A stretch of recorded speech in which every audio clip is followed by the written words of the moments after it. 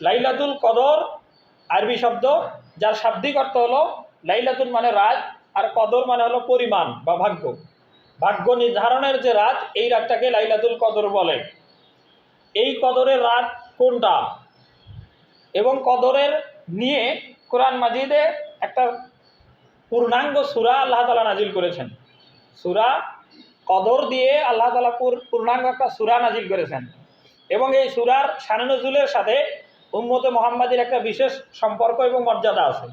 সেই মর্যাদার সম্পর্কটা হলো, যেমন তাফসিরে ইবনে কাসির আসছে, রাসূল সাল্লাল্লাহু আলাইহি সাল্লাম সাহাবীদের সামনে একদিন বনি ইসরাইল জামানার একজন আবেদের কথা বর্ণনা করেন। তার বর্ণনাটা এরকম যে আবেদ বনি ইসরাইল জামানায় একজন ছিল, সে একাধারে 1000 মাস দিনের বেলা সারাদিন রোজা রাখতো। 1000 মাস একটা না, আমরা তো 1 মাস 30 বা 29 দিন রোজা রাখতেই ক্লান্ত। যেই লোকটার বর্ণনা রাসূল সাল্লাল্লাহু আলাইহি সাল্লাম দিচ্ছেন সাহাবীদের সামনে, সেই লোকটার কথা হলো এরকম যে লোকটা একটানা 1000 মাস রোজা রাখছিল দিনের বেলা। এটা রাতের বেলা, আবার রাত্রে বেলা সে দীর্ঘ সময় ধরে নামাজে দাঁড়িয়ে থাকতো, নামাজ আদায় করতো, নফল নামাজ। এরপরে দিনের বেলা সারাদিন সে জিহাদের ময়দানে জিহাদ করে কাটাতো। তার আমল ছিল 3টা। সারাদিন রোজা থাকতো, রোজা রেখেই লোকটা সারাদিনে জিহাদের ময়দানে জিহাদ করত, আর রাত্রেবেলা সে দীর্ঘ একটা সময় ইবাদত করত। এই যখন বনি ইসরাইল জামানার এই লোকের বর্ণনা এতটুকুই রাসূল সাল্লাল্লাহু আলাইহি সাল্লাম সাহাবীদেরকে বললেন।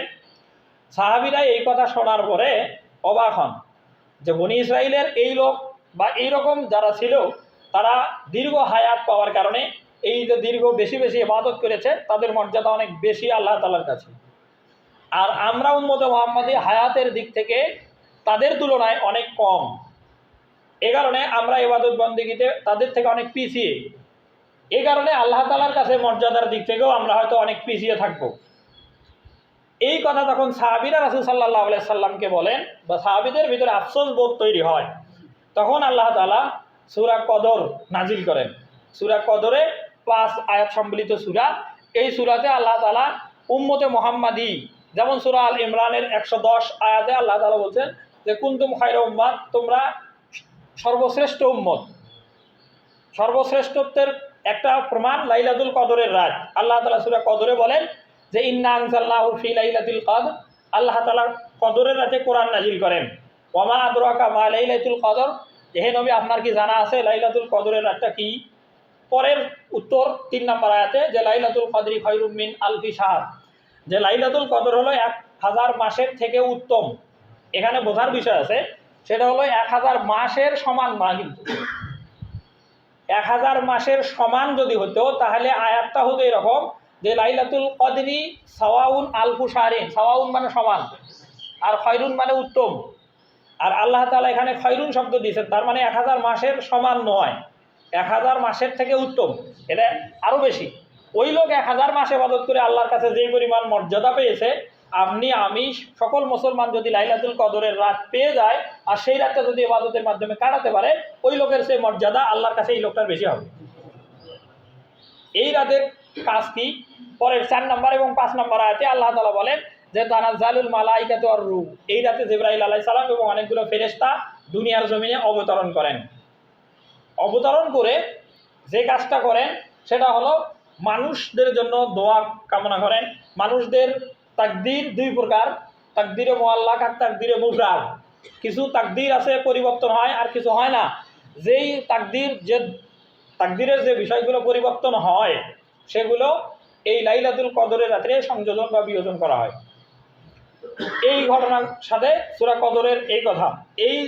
এরপরের যে বিষয়টা, এই কদরে যেমন কদরের রাতের গুরুত্ব, তাৎপর্য, ফজিলত, মর্যাদা উম্মতে মুহাম্মাদির এই বিষয়গুলো বলা, ঠিক একইভাবে আরেকটা জিনিস গোপন, সেটা হলো লাইলাতুল কদরের রাত কোনটা, এটা আরেকটা বিষয়।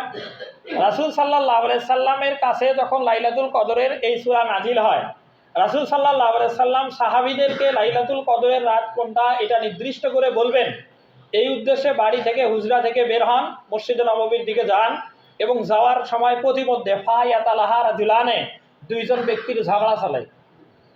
নবী বাড়ি থেকে বের হয়েছে, মসজিদে নববীতে গিয়ে সাহাবীদেরকে লাইলাতুল কদরের রাত কোনটা এটা বলবেন। আর রাস্তার মধ্যেই দুই ব্যক্তির ঝগড়া, রাসূল সাল্লাল্লাহু আলাইহি সাল্লাম মনোযোগ ওই ঝগড়ার দিকে যায়।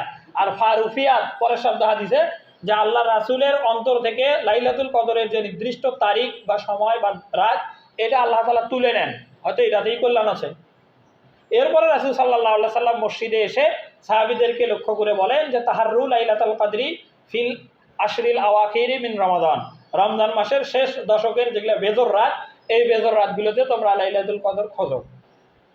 সেই হিসাবে 21, 23, 25, 27, 29 এই বেজর যে রাত, এই রাতগুলোতে লাইলাতুল কদর আমরা খুঁজি।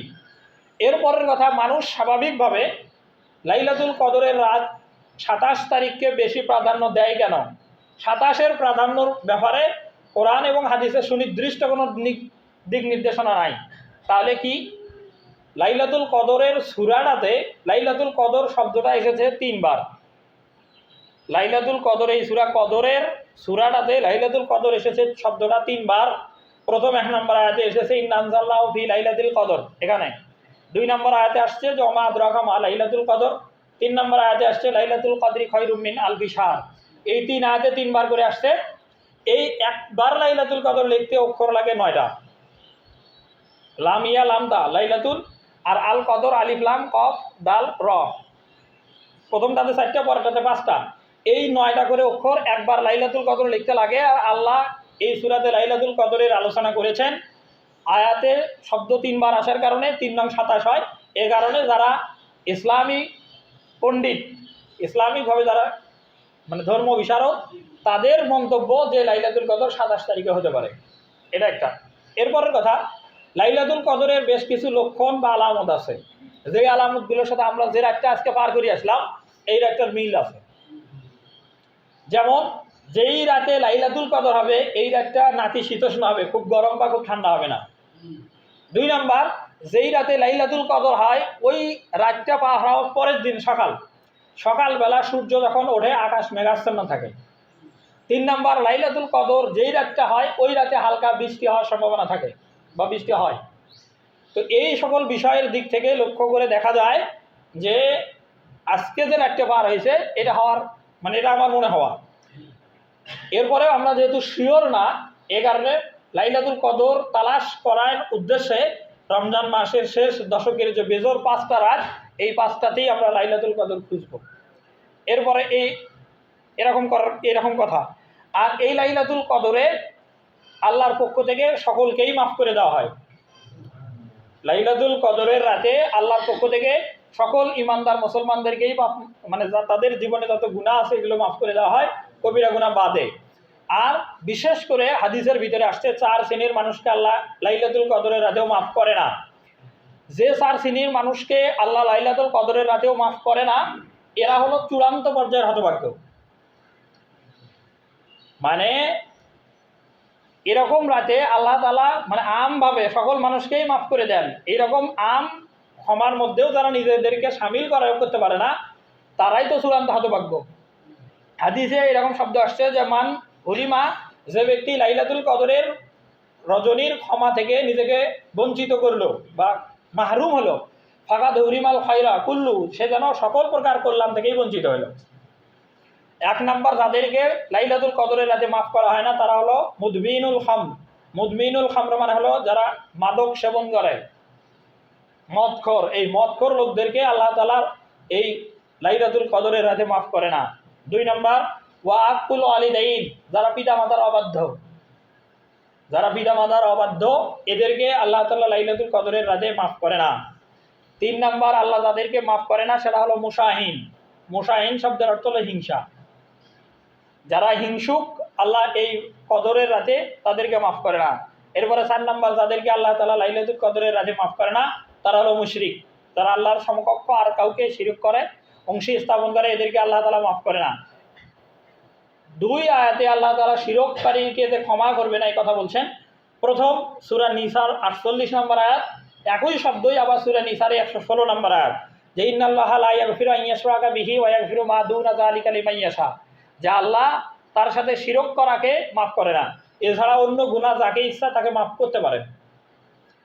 শিরকের গুনাহ বাদ দিয়ে অন্য গুনাহ আল্লাহ যদি চায় মাফ করতে পারে, কিন্তু শিরকের গুনাহ মাফ করবে না। আর এই 4 শ্রেণীর মানুষকে আল্লাহ তাআলা লাইলাতুল কদরের রাতেও মাফ করে না। এই যে 4টা দোষ, আল্লাহর সাথে শিরক করা, পিতামাতার অবাধ্য হওয়া, হিংসা করা আর মদ খাওয়া, এই 4 দোষ যদি আমাদের ভিতরে থাকে, আমরা এই মুহূর্তেই সংকল্পবদ্ধ হই যে আমরা আমাদের জীবন থেকে এই বদগুণগুলো, বদামলগুলো বাদ দিব এবং আল্লাহর কাছে আমাদের অতীতের জন্য ক্ষমা প্রার্থনা করব যেন আল্লাহ তাআলা আমাদেরকে মাফ করে দেন।